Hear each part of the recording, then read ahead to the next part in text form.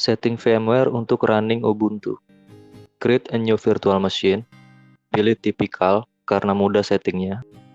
Pilih opsi kedua dan cari file ISO Ubuntu, lalu open. Next. Isi sesuai keinginan pada form personalisasi.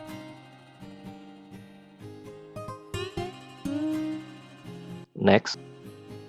Beri nama image virtual mesinnya. Alokasi besaran penyimpanan yang akan digunakan untuk sistem Ubuntu. Saya set 40 GB. Saya pilih split virtual disk untuk multiple file. Periksa alokasi hardware-nya. Bisa diatur lagi sebelum mulai install. Saya tambahkan core pada prosesor. Close. Dan finish.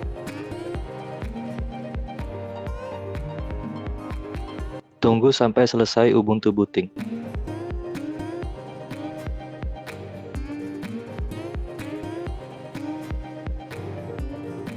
Sudah masuk dalam mode live dari Ubuntu. Jika ingin mencoba sistem Ubuntu sebelum install, kalian bisa cancel prom instalasi dan Ubuntu akan tetap dalam mode live. Jika ingin lanjut instalasi, tinggal klik 2 kali pada shortcut install. Pilih format keyboard, default saja. Dari 4 opsi ini, saya akan pilih defaultnya. Normal installation dan download update bersamaan.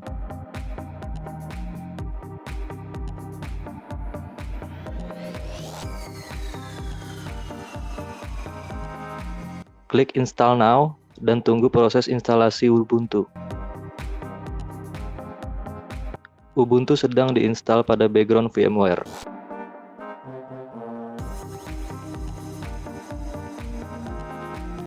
Sementara isi kustomisasi untuk keperluan login Ubuntu.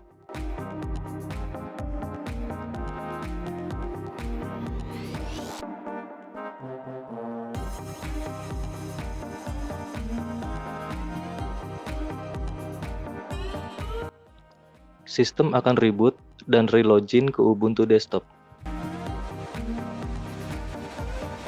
Ubuntu sudah terinstall dan running dari VMware.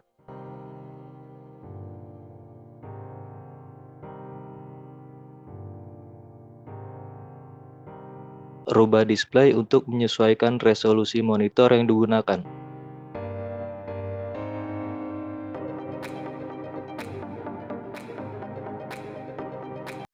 Sesi sebelumnya, Ubuntu sudah berhasil running dalam VMware. Sekarang waktunya menginstal Docker dan Portainer. Menginstal Docker akan sangat mudah dilakukan walaupun tanpa adanya GUI. Karena hanya dengan beberapa baris perintah saja, kita sudah bisa menginstalnya. Di sini saya sudah siap dengan contekan baris perintah yang akan digunakan.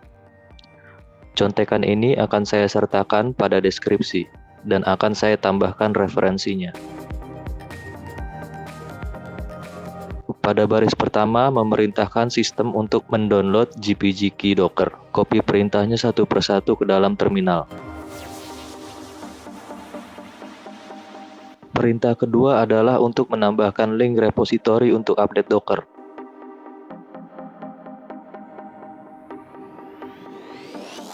Lanjut baris ketiga untuk menginstal file-file pendukung update repository menggunakan HTTPS.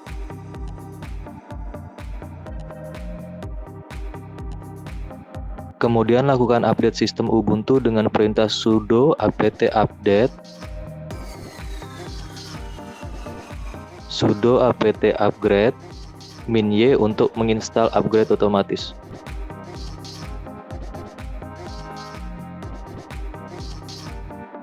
Waktunya install Docker menggunakan baris perintah nomor 5.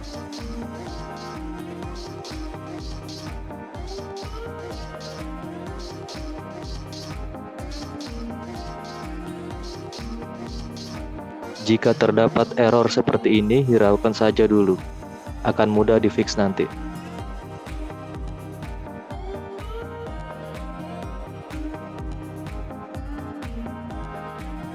Lanjutkan dulu copy dan paste perintah nomor 7 untuk menambahkan user ke grup Docker.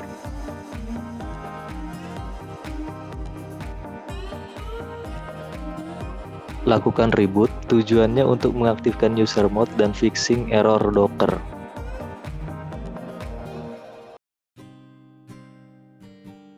Sekarang coba cek status Docker menggunakan sudo systemctl status docker.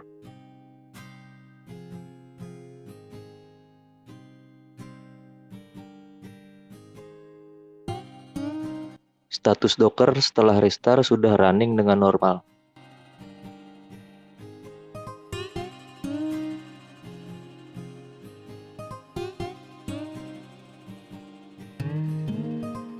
Cek juga apakah user mode sudah aktif.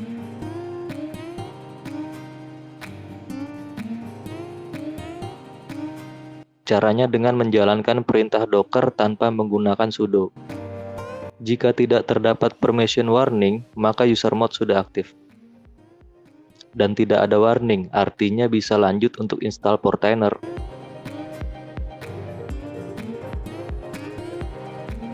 Atau kalau mau double check, coba download sampel file image dan running image-nya.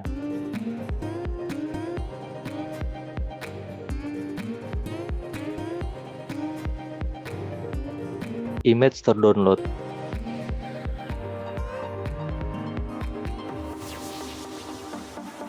Dan bisa di-run. Ini membuktikan lagi jika tidak ada kendala pada user mode.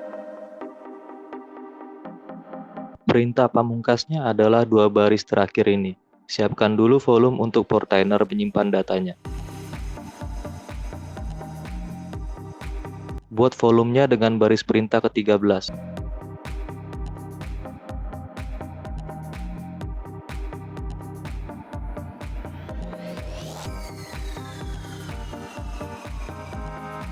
Terakhir, perintahkan Docker untuk mendownload dan menjalankan Portainer agar berjalan pada background dan mengekspos port HTTPS 9443.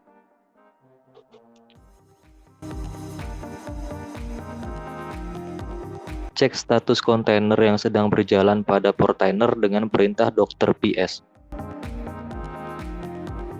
Terlihat kontainer dengan nama Portainer sedang berjalan. Ini adalah cara untuk melihat kontainer yang sedang berjalan atau aktif pada Docker. Agak kurang estetik ya, tapi tenang, kita bisa akses dashboard Portainer menggunakan browser via IP lokal port 9443. Saya cek dulu IP lokalnya.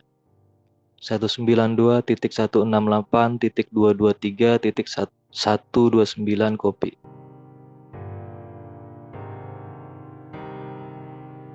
Buka browser, paste di terminal IP-nya, tambahkan *2 port 9443. Ada warning halaman tidak aman. Tidak apa-apa karena ini sementara masih untuk servis lokal. Advance dan accept. Isikan username dan password untuk login ke Portainer.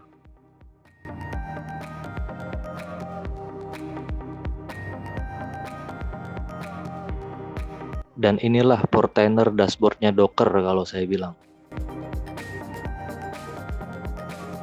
Langsung aja klik home. Terdapat environment dengan nama lokal. Statusnya up, klik environment-nya. Environment ini berisi kontainer-kontainer yang sedang aktif maupun yang tidak aktif, yang terinstall di dalam Docker. Jadi nggak perlu ketik Docker PS terminal buat lihatnya. Di sini lebih lengkap infonya, lebih mudah aksesnya, dan lebih enak dipandang mata. Bisa cek logs,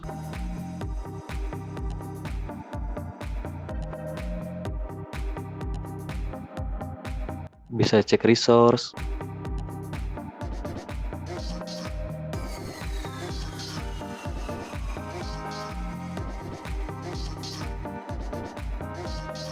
connect ke sistem kontainer via konsol kalau tersedia.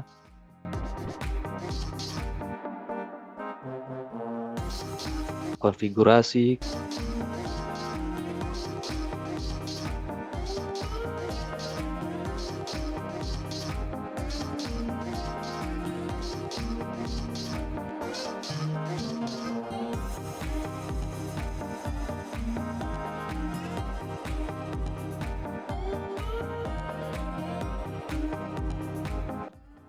Bisa add kontainer baru, edit kontainer, bisa stop, bisa pause, bisa restart, bahkan bisa remove masing-masing kontainer dengan satu kali klik. Dan masih banyak lagi yang nggak bisa saya cover di video ini. Dari perspektif saya, ini yang bikin Docker jadi seksi. Nah, cara buat nambah kontainer baru ada di video saya yang lain. Ada pada link di pojok atas atau di deskripsi. Terima kasih bagi yang sudah menonton. Semoga mendapat manfaat dan saya mohon feedback-nya.